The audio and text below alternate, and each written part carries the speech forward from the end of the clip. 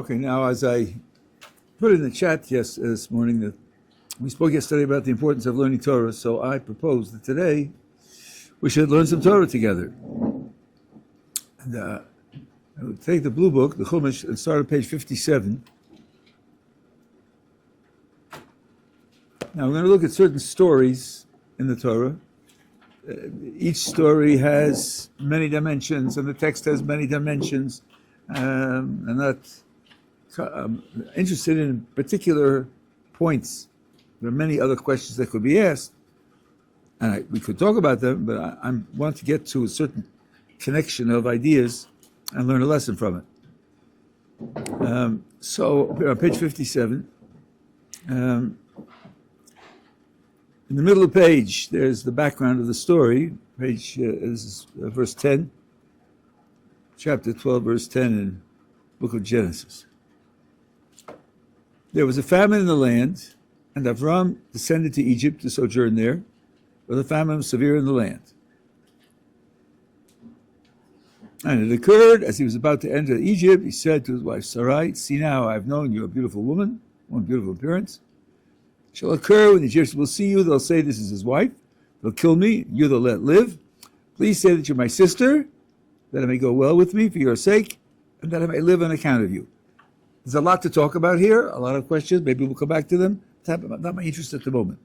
So that's the plan. They're going, so to speak, incognito. They're pretending to be brother and sister. The but is your translator's interpretation of the text. It occurred with Avram's coming to Egypt. The Egyptians saw the woman, was very beautiful, just as Abraham anticipated. When the officials of Pharaoh saw her, not just the man on the street, not just maybe the noble with a palace and foreign investments, but the servants of Pharaoh going to the top. They lauded. When's the last time you used the word lauded? Most of you have never seen it before. They praised her for Pharaoh, and the woman was taken to Pharaoh's house. She was taken to the palace. And Pharaoh, treated Avram well for her sake, and he acquired sheep, cattle, donkeys, slaves, maidservants, female donkeys, and camels, because Pharaoh wants her to be one of his wives, and now Avram's going to be the brother-in-law of the king. Well, it wouldn't do that the brother-in-law of the king should be a pauper, should be impoverished. So he favors him with all these things. Now, in the meantime, they're making plans for a state wedding. And she's being introduced to the ways of the palace, and what her role is going to be, and all the rest. He's a man running an empire. He doesn't see a beautiful woman at 10 o'clock and get married at 4 in the afternoon. So the situation is static in preparation for the great event. Next page. Hashem afflicted Pharaoh along with his household with severe plagues because of the matter of Sarai, the wife of Avram. Not all is smooth sailing. Yeah, you're preparing for a joyous event. Well, there's trouble. Pharaoh summoned Avram and said, "What is this that you have done to me? Why did you not tell me she's your wife? Why did you say she is my sister, so that I would take her as my wife?" Meaning something that happened communicated to Pharaoh the truth. We're not told by the text what that was, how he figured it out, or who told him. But somehow the plagues came, and then it was apparent to him, or was informed, that it's because of the fact that this woman that he took to the palace isn't Avram's sister, it's Avram's wife. And then Pharaoh says, "Now here is your wife, take her and go." And the point that I want you to think about here is that Avram does not answer these accusations. Avram is silent, says nothing. That's case number one. Now take a look on page 91.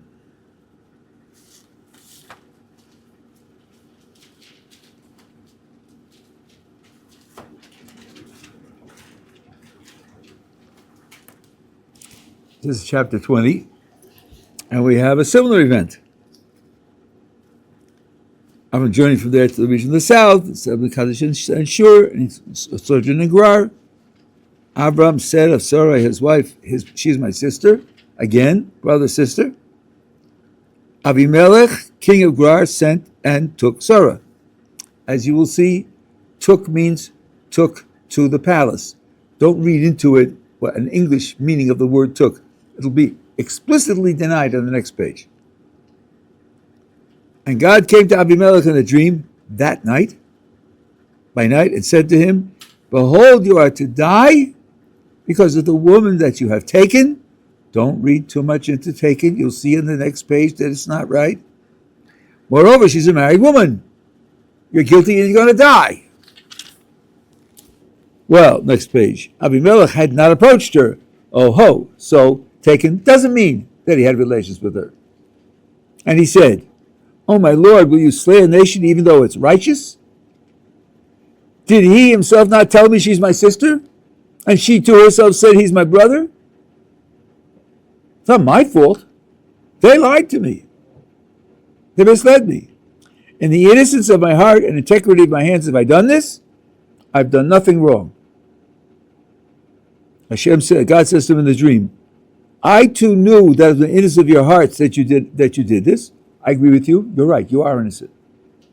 You didn't know that they were husband and wife. And I too prevented you from sinning against me. That's why I didn't permit you to touch her. As you will see, they are suffering from some kind of plague. That will come out in the text immediately.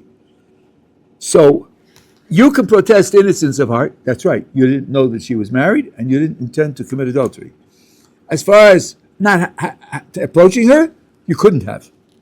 Don't claim innocence for that, because I made you ill to the point where you couldn't have done it. Now, return the man's wife, for he's a prophet. He will pray for you, and you will live, because you're ill to death. If you do not return her, beware that you shall die, you and all that is yours. Okay, that's what he has in the dream. Abimelech arose early the next morning, summoned all the servants, and told them all these things in their ears. And the people were very frightened. Abimelech summoned Abraham and said to him, now here we have a repeat of the interaction with Pharaoh. What have you done to us? How have I sinned against you that brought upon me and my kingdom such great sin? Deeds that ought not to be done, you have done to me. And Abram does not answer. Second time. Abram does not answer, doesn't say anything.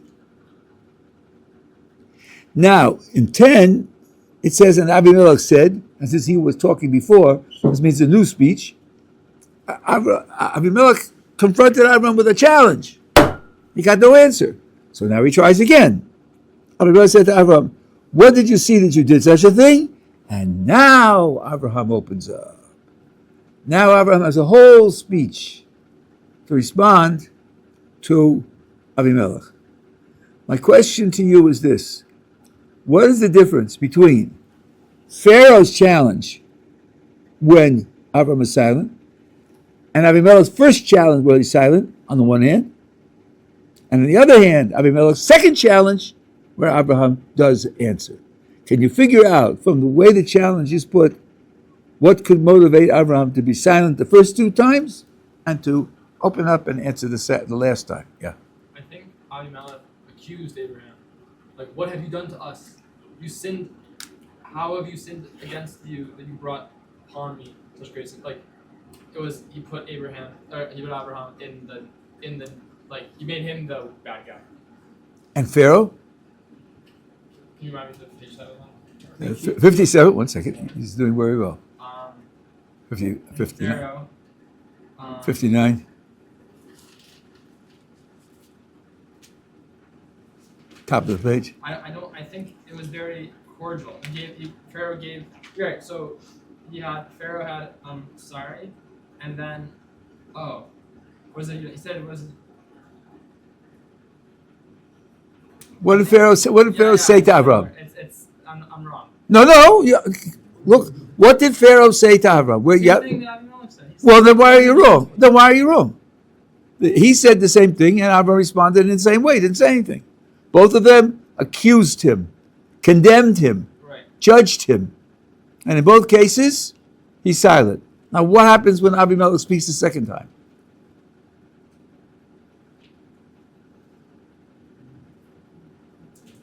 He's asking for input. And not only you're right, he's asking for input, but look at what the question that he expresses implies. He asked him, what prophecy did you see that you would do? Like, what did you see that you wanted to do this before letting us choose? Like, You're going a little too far. When you say, what did you see? yeah, That means what? there's a prophet. Did you see the future? Well, you don't need prophecy. You don't need prophecy.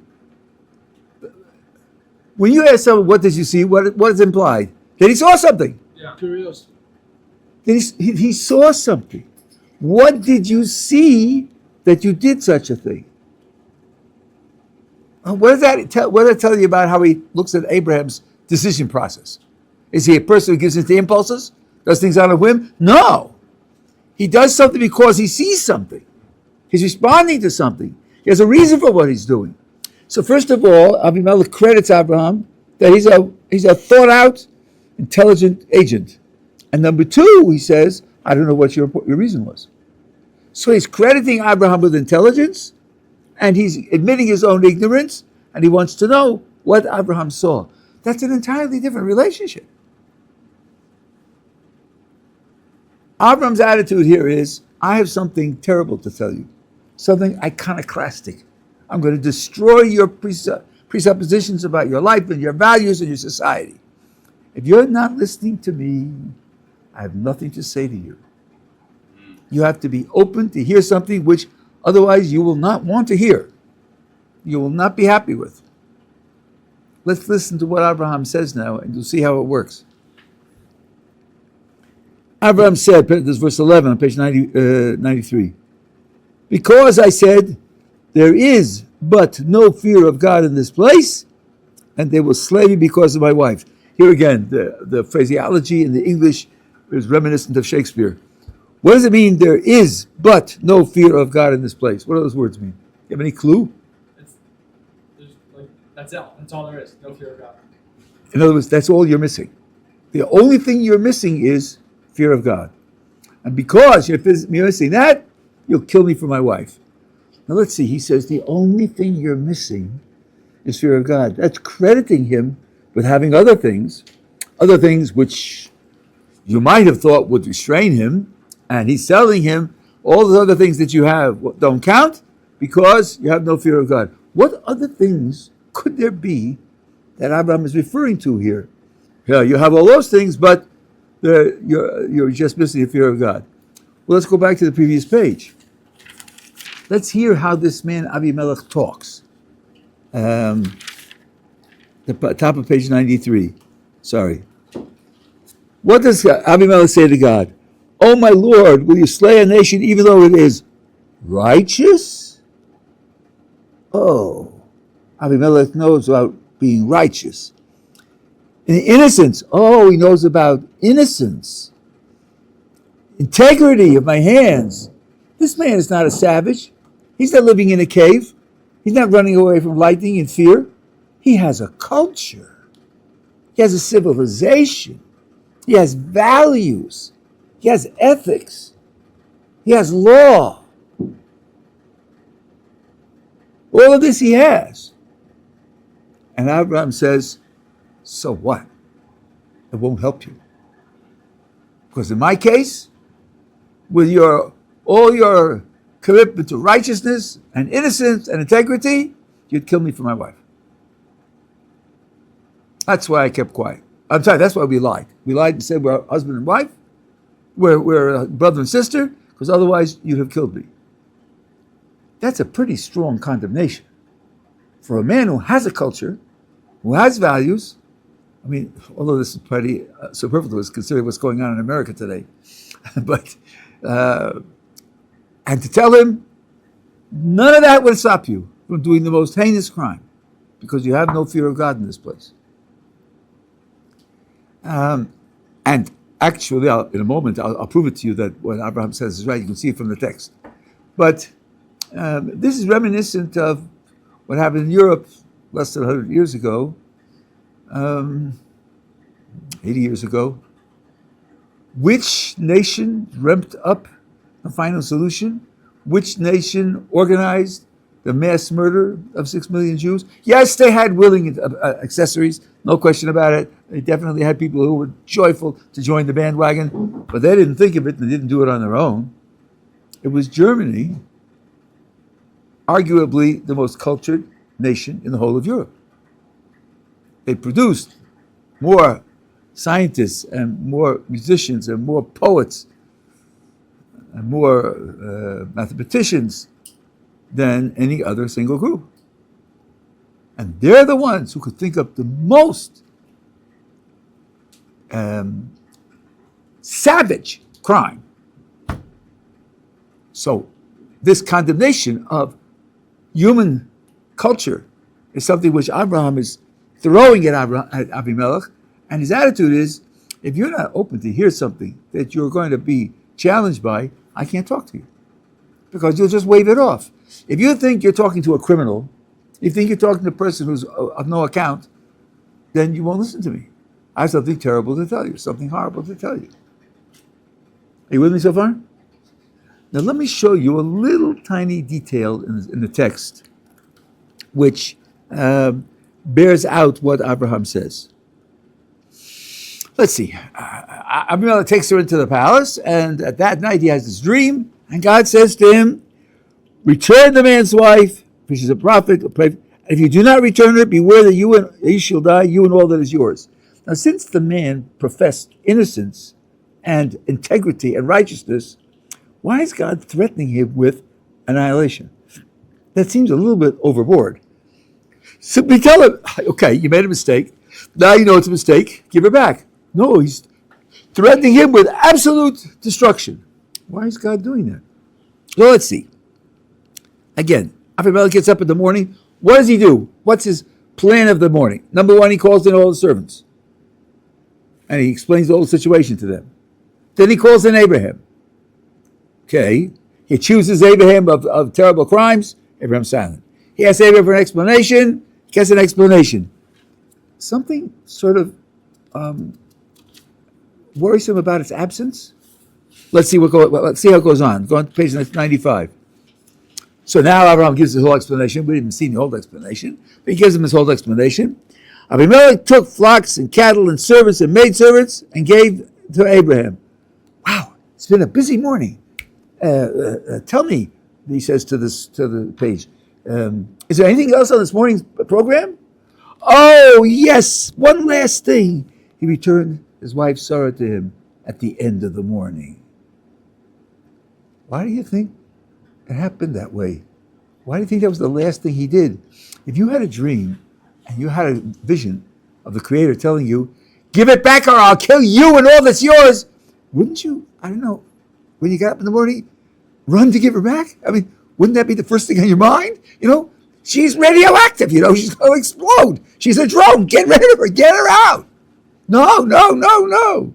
First he explains it to all of his servants, and then he has an accusation of Abraham, and then he gets an explanation from Abraham, and then he gives compensation to Abraham. At the very end of the morning, he gives her back. Why do you think that is? It's because he's on a knife edge.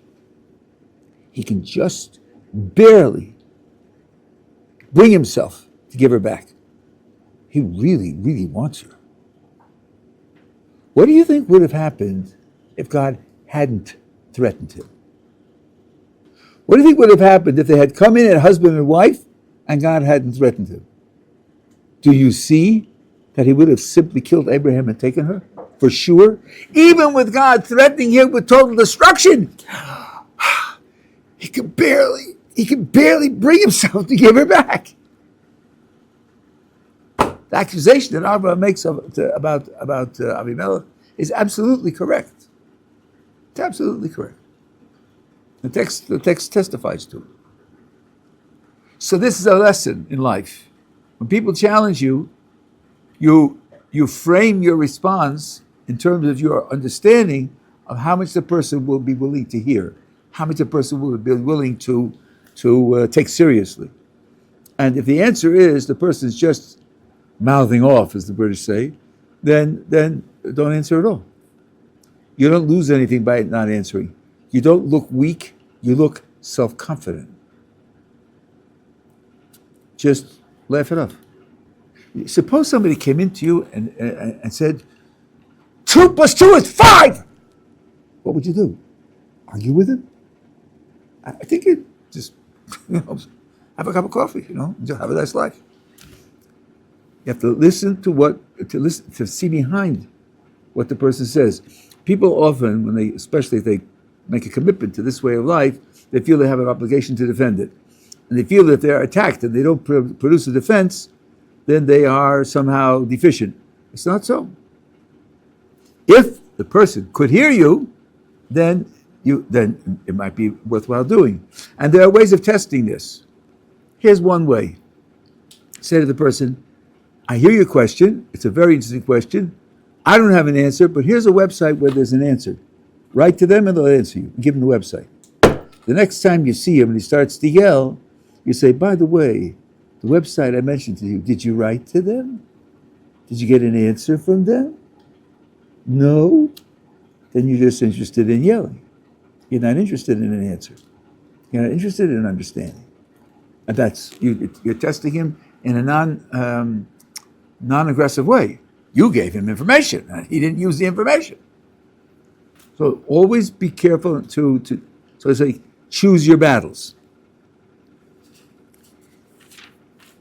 Now,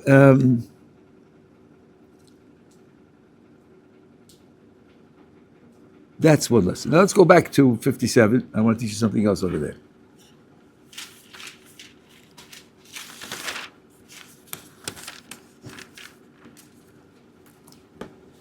Back to verse 10. This is where the background for the story that I wanted up to here. There was a famine in the land. Avram descended to Egypt, to sojourn there. Famine was severe. And it occurred as he was about to enter Egypt. He said to his wife Sarai, now let's look at this speech that Abraham gives and see if we can understand the nuances of the speech. There's some things here which need to be explained. See now, I've known that you're a woman of beautiful appearance. And it shall occur when the Egyptians will see you, they will say this is his wife, then they will kill me, but you they will let live. Please say that you're my sister, and of course I'm going to say I'm your brother, so we'll have a consistent story, that it may go well with me for your sake, and that I will live on account of you. The way these words are written, Abraham is asking Sarah to do him a favor. Please do this for me. Do this for me so that I won't be killed. Let me ask you a question. This Egyptian noble, whom they're afraid of, this Egyptian noble is going to come and kill Abraham. What's going to happen to her? Well, why is he killing Abraham? To get her. And she's going to be taken into his harem. Will that be good for her? Would that be a happy outcome for her? Obviously not. So why doesn't Abraham put it in a more realistic way? Why doesn't he say to Sarah, you know something? We are in trouble. Not I'm in trouble. We're in trouble. Because if we go as husband and wife, I'll die and you'll be abducted into an Egyptian's harem. Here's a plan to save both of us. We'll say we're brother and sister. If we say we're brother and sister, then they know they don't have to kill me to get you. And indeed, if they bribe me and treat me well, I'll agree. Who wouldn't want to be the brother-in-law of an Egyptian noble? And as it turned out, the brother-in-law of the king. Anybody would go for that. And therefore, we'll have time, we'll do negotiations, and in that way, we'll both survive. Why doesn't he put it to her that way? That's certainly true and realistic. And here's one way to answer it. Because in an interpersonal relationship, it makes a big difference. To do it the way I just suggested means that Abraham is thinking about both of them. Abraham is thinking what's going to be good for both of them. Now put yourself in Sarah's place. Well, wouldn't you be grateful? Avram thought about both of us, including me. And he wants to save me also. Wouldn't you be grateful? Gratitude creates a debt. When somebody benefits you in some way, you owe him something. Abraham is setting up a situation where indeed he is benefiting her, and indeed she will owe him a debt of gratitude, but he doesn't put it that way. He puts it that, I'm in trouble, please do me a favor so as to save me. He's painting it as if she's giving to him. Really, he's giving to her. But he paints it the other way. He paints it the other way so that she won't have an obvious debt of gratitude. This is a very beautiful thing that you can do for another person, where you can do a favor for somebody else without the other person knowing you're doing a favor for him. So as not to create a debt of gratitude. And I'll give you a practical application of this. Let's say someone has low self-esteem. How do you build up someone's self-esteem? I once wrote an article on this, and I did some research all over the world. Not one from health organizations and psychological organizations, not one had the answer, which I think is the key answer. You build up someone's self-esteem by asking that person to do something for you. Not by praising them and complimenting them and protecting them from criticism and giving them jobs so easy for sure they're going to succeed, so they'll build up self-confidence. No, all of that might help. But you ask them to do something for you because a person's self-esteem is most seriously supported by knowing he's of benefit to others. He's valuable to others. He makes a difference to other people. So I'll give you an example. You know George, and George is down on himself and he doesn't have self-esteem. You're taking a trip to Italy, and you know that George has been to Italy. So you go to George and say, listen, George, I'm going to Italy, and I haven't been there. Could you help me? Tell me what it's like, the climate, the people, where to go, where to take a hotel and so on and so on. You'll really be able to help if you do that. George says, sure, I'll be glad to help you. What are you communicating to George by asking? What are you communicating as your attitude towards George by asking? He's experienced, he's intelligent, he has good judgment, he has the ability to explain clearly what I need to know, and he's kind enough to share with me. Isn't that a tremendous compliment? Doesn't that build up George's worth because I think of him that way? And he sees himself in my image of him, and that builds him up. Does he know I'm doing this for him? He has no clue he's doing it for me. He's helping me. He's the generous person. He's the giver. All of it builds him up. Now, I could have asked anybody else, but I chose George because I wanted to build George up. This way, I give him a tremendous gift. I build up his self-confidence, and he doesn't owe me anything because he thinks he's helping me, and he is helping me. He really is. This is an exquisite element in interpersonal relations. I learned this from Rav Dessler. Rav Dessler has an essay on loving kindness, which is a classic essay, and I recommend it to everybody. And this is clear in his essay. And this is what Abraham is doing here. He's asking her for a favor, by which favor he's saving her also. Now I want to show you that she repays this favor, this attitude. She repays it to him in very much the same types of terms.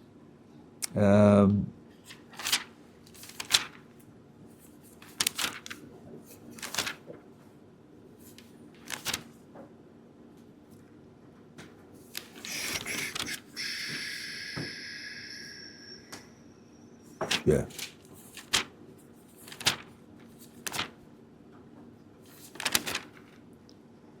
Look at page 71.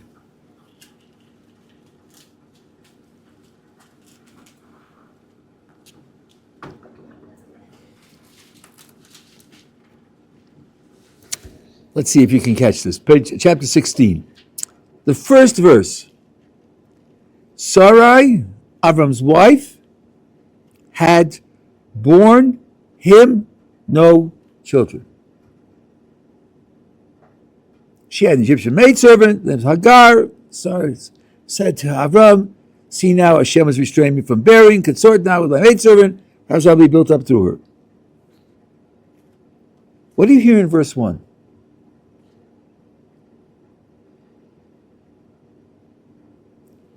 What's Sarah's problem?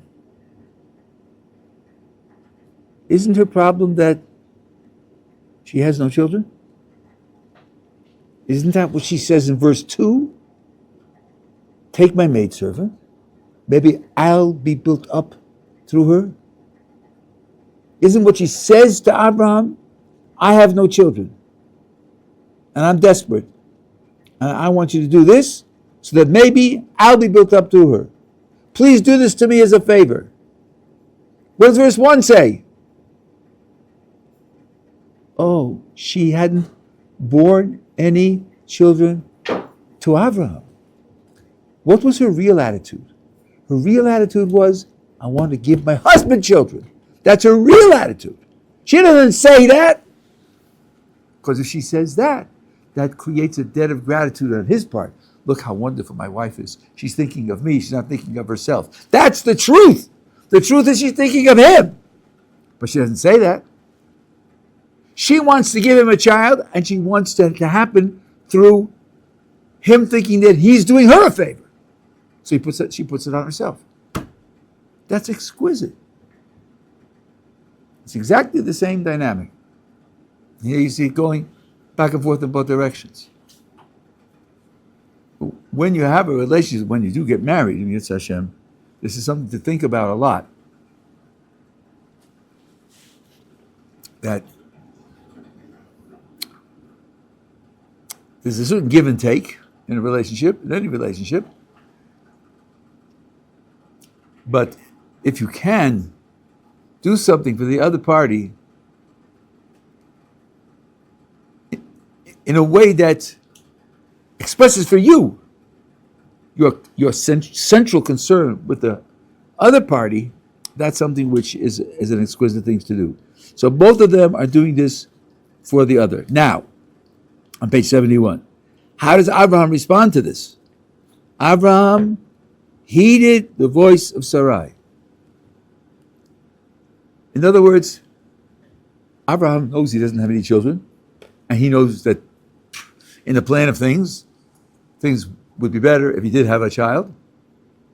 But he has no self-interest in this at all. She said I should take Hagar. I would never have dreamt of it. I wouldn't have done it. I wouldn't have thought of it. I never would have planned it. My wife said I should do this. Yes, I'll do it. So you have to see what he thinks of her. He's doing it because she wants him to do it. That's the identification, each one with the other. Now, let's just go on a little bit further here. So, Sarai, Avram's wife, took Hagar, the Egyptian, her maidservant, after 10 years of dwelling in the land of Canaan, gave her to Avram, her husband, to him as a wife, sort of, whatever that means. He consorted with Hagar, she conceived, and when she saw that she had conceived, her mistress was lowered in her esteem. Why do you think that is? Well, let's see. Avram and Sarai are kiruv workers. They've been convincing people, hundreds of people, thousands of people. There's one creator and he runs the world and he's the one that you have to serve and worship. And they had no children. Let's see, who are we supposed to serve and worship? The creator of the world and the one who's managing and administering the world and the one who's all powerful. Really? Well, why don't you have children? I mean, you're giving your whole lives to do this, and you say that this God that you worship runs the whole world. Why don't you have children? And presumably they don't answer. Now, a husband and wife don't have children, you have three possibilities. Either he's at fault, or she's at fault, or they're both at fault. But now that Hagar became pregnant, you know which one of those three is true. It's only Sarah's fault. That's why they don't have children. Abraham has the capability. She doesn't. So she's the one who's the failure. She's the one who's pretending to be this holy, righteous person, and the God they believe in doesn't favor her with a child. Why should I honor her? Why should I respect her? And she goes down in her esteem. Now watch what happens. So Sarai, 5, said to Avram, the outrage against me is due to you. It was I who gave my maidservant to your bosom. And when she saw that she had conceived, I became lower to her esteem. Let Hashem judge between me and you. Very bitter words. Sarah holding Abraham responsible for this outrage. Why? I mean, I'm not telling you the only way to understand the text, but this is one simple way to understand it. What would she have wanted Abraham to do? Well, here's a fact. Abraham and Sarah had no children. Yitzchak and Rivka had no children for 20 years. Yaakov and Rachel had no children. And the text says explicitly that Leah was made into an exception because she was second in Yaakov's esteem. The norm was no natural children for any of them. And the oral tradition tells us not only were the women incapable of having children, but the men were also incapable of having children. It had to all be miraculous. And it was so for all three generations. What Abraham should have done was explain to Hagar, if you become pregnant, it has nothing to do with because our lives are guided by miracle. And naturally it's not so. And when Kodesh Baruch Hu decides to do the miracle, he'll do the miracle. She should have prepared Hagar for this. Now maybe it was a hopeless task, although Hagar, according to the oral tradition, was a very, very exalted person. She was an Egyptian princess. And when Abraham was in Egypt for the short time that he was there, and she saw Abraham and his household, she said, it's better to be a slave to Abraham than to be an Egyptian princess. And guess what? Nobody knows the names of all of the other people in Egypt anymore. And Hagar's name is known to millions and millions of people who study her actions for 3,000 plus years, 3,700 years. So she's not a trivial person. At any rate, Abraham didn't prepare her for this, and since he didn't prepare for this, that's why Sarai is upset. But what you see from this is another thing, that when people don't have something in natural terms for a long time, that's not a reason to look down on them. You know, there are certain things you learn, and you say them, and then you have them in the back of your mind, but then when it comes to interpersonal relations, you forget them and you operate in different ways. If he was really righteous, I know he acts the part, I know he goes through all the motions. If he was really righteous, he wouldn't be sick. If he was righteous, he wouldn't be poor. If he was really righteous, then he'd be happier. You know, there's got to be something wrong there. There's got to be some failure there that we don't see on the surface. It's a very natural way to think, and it's just dead wrong. It's just dead wrong. This is not, God is not the one who dispenses ice cream cones to the good guys. There are lots of things to be done, and some of the things to be done require suffering. King David suffered a lot. I think you know from his reputation in the tradition. He's one of the greatest people who ever lived, and he suffered a lot. And the suffering was part of what he contributed to the world. Living through the suffering and becoming who became through the suffering is part of what he contributed to the world. So, that being the case, it's not a question of saying that if you had really been good, then God would have given you a smooth ride. Not at all. Even the binding of Isaac, those of you know about that story, God tells Abraham to sacrifice his son Isaac, And I have met people who say, well, if I were Abraham, if God spoke to me, if God did open miracles to me, what's the big deal? You know there's a God. You know that he's powerful. You know that he's favored you. So he asked you for this. The Midrash doesn't agree with you. At the end of the story there, God takes a vow when he promises Abraham benefits in the future, takes a vow. And the Midrash asks, why is God taking a vow? Why can't God just say it's going to happen? The Midrash says because Abraham said to God, don't ever test me again. Don't test me and don't test Isaac either. So it wasn't a snap. He didn't sail through it. Oh, well, God's talking, so it's okay. No. Rachmei av al ben, the mercy of a father for a child. It was an extreme test. An extremely difficult, painful, stressful test. As the Midrash puts it, if you want to show people that your pots are solid and you pick it up and you hit it with a hammer, what do you hit? The strong pots or the weak pots? You better hit the strong pots because the weak pot is going to be smashed. If you want to show people what strength is possible, you show it by putting him through a test of fire. And when he passes that test, you show people what he's capable of and what he's dedicated to. And that's one of the reasons that God puts people through tests, so says the Rambam. To show people what people are capable of and what people dedicate their lives to. So all of this means you can't be simple-minded when you read what happens to people in the world. This was Hagar's mistake. If I became pregnant and Sarah didn't, then something wrong with Sarah. Not true. Not true. Okay, the beginning. Okay.